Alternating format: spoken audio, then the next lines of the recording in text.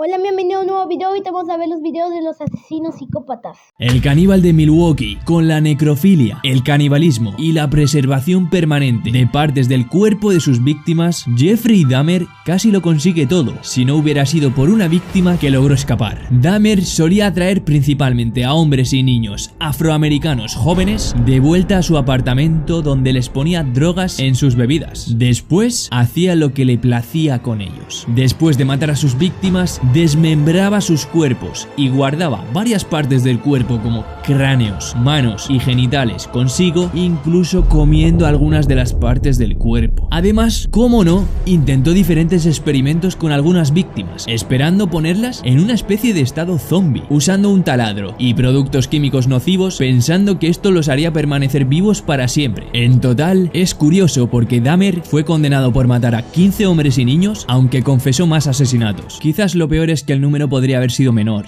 ya que una de sus víctimas, un niño menor de edad de Los Ángeles, logró escapar de su casa, incluso cuando Dahmer le había taladrado un agujero en la cabeza. La policía regresó a casa de Dahmer después de que él mintiera diciendo que era su novio borracho. En 1991, Dahmer fue capturado y condenado a cadena perpetua. Sin embargo, su vida llegó a un trágico final cuando un recluso lo golpeó hasta la muerte, ya que el destripador, con 5 víctimas y 5 gargantas cortadas con una precisión casi quirúrgica, el número de víctimas de Jack el Destripador no fue tan alto per se como el de otros asesinos en serie, pero hizo una cosa que los demás no pudieron: escapar. Los famosos asesinatos tuvieron lugar en el pobre distrito de Whitechapel de Londres, en 1888, donde las víctimas eran viejas prostitutas a quienes probablemente pagó por sus servicios, pero para su ignorancia habían sido pagadas para morir. Algo importante a destacar es que, a diferencia de estos días donde los asesinatos estarían en todas partes en las redes sociales o en las noticias, en el siglo XIX todos tenían que depender de los rumores que circulaban o del periódico, lo que hacía que todo fuera mucho peor y exagerado, llegando a crear una especie de leyenda. Los periódicos hablaban sobre cómo el destripador les quitaba los órganos internos a sus víctimas, manteniendo todo cuidadosamente intacto. En ese momento, la educación sobre cosas como la anatomía humana estaba reservada solo para los más ricos de la sociedad, lo que significa que el público pensaba que no solo tenían un asesino, sino a una persona brillante y posiblemente bastante rico. En 1888, después de que se descubriera el primer cuerpo, siguieron llegando más. Puedes imaginar el terror con el que estaba todo el mundo en ese momento. Rumores de que podría ser un vampiro que bebía la sangre de las víctimas, o que era una especie de espíritu vengativo que te mataba si eras una persona inmoral en la sociedad, con la mayoría de las víctimas siendo pobres prostitutas que se veían obligadas a llevar esa vida para llegar a fin de mes. La mayoría de las autoridades en ese momento pensaban que se lo merecían y apenas las protegían. Lo curioso es que, incluso a pesar de la intensa investigación en ese momento y de los numerosos sospechosos propuestos a lo largo de los años, la identidad de Jack el Destripador sigue siendo uno de los mayores misterios hasta el día de hoy.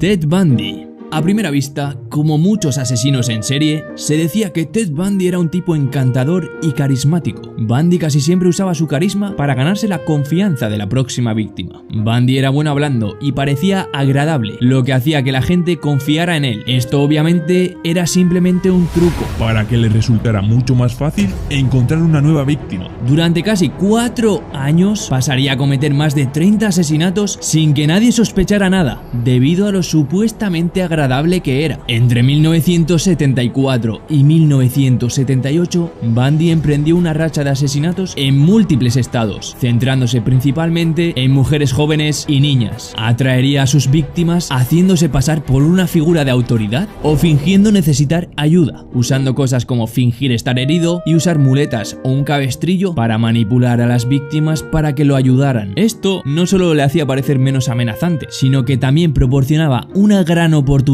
para acercarlas a su vehículo solo para violarlas brutalmente y asesinarlas. Sus métodos de asesinato eran particularmente horribles, ya que a menudo volvía a visitar las escenas del crimen para participar en actos de necrofilia. Yo conozco a un asesino, pero es un payaso asesino. Y guardó sus cabezas cercenadas para recordarlas, en su propio estilo de diario de crímenes, pero con cabezas. A pesar de que cometería estos asesinatos casi regularmente, una y otra vez, Bundy pudo evadir ser capturado durante años debido a su habilidad para mezclarse con la sociedad. Cuando era un asesino en masa, parecía un tipo normal por fuera, salía con mujeres, tenía un trabajo y no era socialmente torpe. Durante su eventual juicio en Florida, Bundy se convirtió en su propio abogado e intentó retratarse como una víctima de la pornografía y la vida familiar disfuncional. Sin embargo, la evidencia en su contra era abrumadora y finalmente fue declarado culpable y condenado a la muerte. El asesino del Zodíaco era un asesino que parecía no matar solo por hacerlo, sino más bien por la atención de los medios que vendría con ello. Para él, al final del día, todo era solo un juego de atrápame si puedes. Parecía amar la idea de este juego entre él y la policía y disfrutaba del miedo que causaba. Enviaba cartas muy detalladas a la policía y a los medios de comunicación, dándoles información sobre los asesinatos que solo el asesino conocería. También añadía un sentido de burla a la policía, al enviar cartas con códigos secretos diciendo que podrían saber ¿quién era él? si lo resolvían.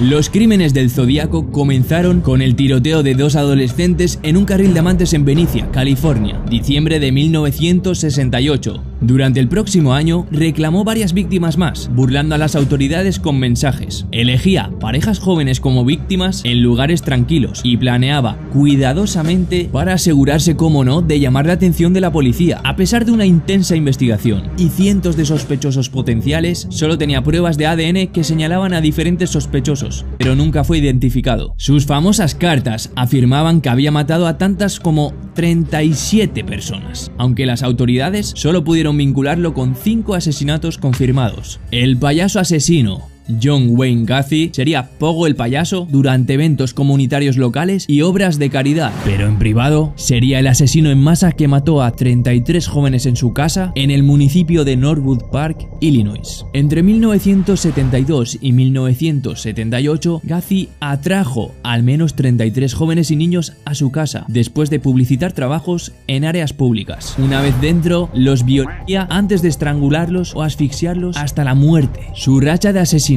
terminó en 1978, cuando la policía descubrió un número significativo de restos humanos enterrados en el espacio debajo de su casa y en los alrededores. El iceberg iba todavía más profundo, ya que la investigación reveló que había estado registrando cuidadosamente sus crímenes en diarios y guardando recuerdos de sus víctimas pasadas. Todo esto había sido simplemente un juego para él, y se dice que le trajo mucha felicidad. En 1980, Gacy fue declarado culpable de 33 cargos de asesinato y condenado a la muerte. Pero incluso con el hecho de que su vida estaba llegando a su fin, sus últimas palabras fueron: "Besadme el culo". Charles Manson era esencialmente un líder de culto que formó una secta conocida como la familia Manson a finales de la década de 1960, que atrajo a un grupo devoto de seguidores, principalmente mujeres jóvenes, gracias a sus ideologías y personalidad carismática. Predicaba una filosofía muy oscura que implicaba iniciar una guerra racial que se llamaba Helter Skelter, con el plan de cometer asesinatos contra celebridades y culpar a pandillas negras particulares. En agosto de 1969,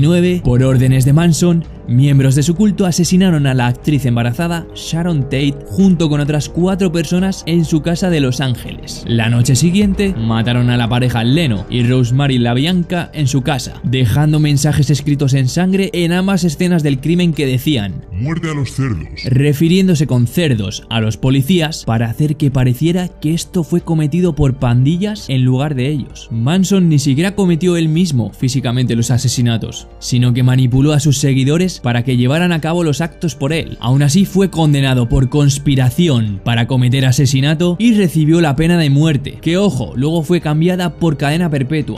El carnicero de Plainsfield, Ed Gein, vivió una vida aislada con su dura madre en su granja familiar en el pequeño pueblo de Plainsfield, Wisconsin. Después de que su madre muriera en 1945, el ya frágil estado mental de Gein se deterioró aún más, llevándolo por un oscuro camino de necrofilia, robo de tumbas y finalmente asesinato. 12 años después, en 1957, cuando las autoridades locales investigaban la desaparición de una mujer local, tuvieron que registrar su propiedad y la la tranquila casa del granjero resultó ser una de las peores cosas en la historia del asesinato. Gain había hecho artículos para el hogar y ropa usando piel humana y partes de cuerpos, incluyendo cráneos utilizados como cuencos y muebles de piel humana. Una investigación adicional reveló que Gain había sacado numerosos cadáveres de cementerios locales, recogiendo partes del cuerpo y preservándolos en una extraña obsesión con su difunta madre. Esta obsesión eventualmente llevó al asesinato de 2 mujeres cuyos cuerpos fueron encontrados mutilados y desmembrados en su propiedad. Gain eventualmente fue diagnosticado con esquizofrenia paranoide y se declaró legalmente insano. Sin embargo, sus crímenes fueron tan perturbadores que películas de terror como Psicosis y La Masacre de Texas se hicieron literalmente basándose en esta historia insana. El acechador nocturno. Por junio de 1984, una serie de asesinatos se cometieron en forma de allanamientos, violaciones y asesinatos en toda California. Los métodos de asesinato fueron particularmente malvados, ya que se irrumpía en hogares tarde en la noche, brutalizaba a sus víctimas con golpizas y asaltos y a menudo realizaba rituales satánicos cuando estaba a punto de asesinarlos. La policía sabía perfectamente que estaba lidiando con un lunático que buscaba a sus víctimas todas las noches. Y lo que llevó a su apodo de acechador nocturno es que se sabía que siempre dejaba símbolos satánicos en las escenas del crimen. Sus crímenes no eran solo asesinatos, sino violencia extrema, sadismo y una aparente falta de remordimiento o empatía por sus víctimas. En algunos de los cuerpos de las víctimas se observó que estuvieron involucrados en actos prolongados de tortura. Infligía mucho dolor físico y tormento psicológico. En este caso era bastante claro que el asesino simplemente disfrutaba de la tortura. Y ojo, porque la búsqueda del acechador nocturno se convirtió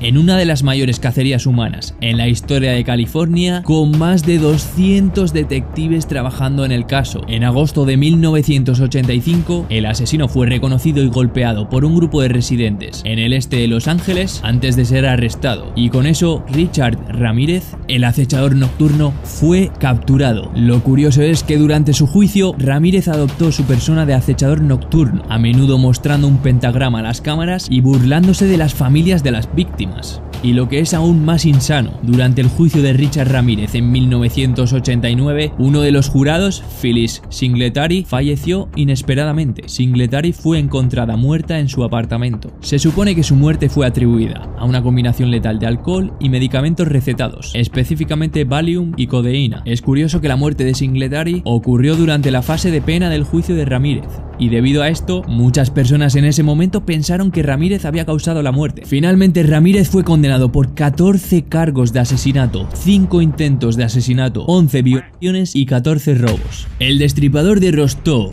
parcialmente debido a la incompetencia de los investigadores y la falta de técnicas forenses modernas en ese momento, el destripador de Rostov procedió a violar, asesinar y mutilar al menos a 53 mujeres y niños en las ciudades rusas de Rostov, Shakhty y Novocherkassk entre 1973 y 1990. Sus víctimas iban desde los 7 hasta los 36 años y a menudo practicaba la necrofilia y el canibalismo después de los asesinatos. Andrei Chikatilo se aprovechaba de personas vulnerables explotando su confianza o desesperación. A menudo se acercaba a sus víctimas en lugares públicos como estaciones de autobús, estaciones de tren, mercados o parques, ofreciéndoles dinero, comida o ayuda. Se presentaba como una figura amigable y servicial, ganándose la confianza de sus víctimas antes de llevarlas a lugares aislados donde podía llevar a cabo sus horrendos actos sin interrupción. Chikatilo también solía prometer asistencia financiera o ayuda a mujeres que estaban luchando financieramente o que necesitaban ayuda. De hecho, la Unión Soviética durante la década de 1980 era un mal lugar para vivir y las víctimas estaban desesperadas. Él hacía esto antes de someterlas a actos de violencia, como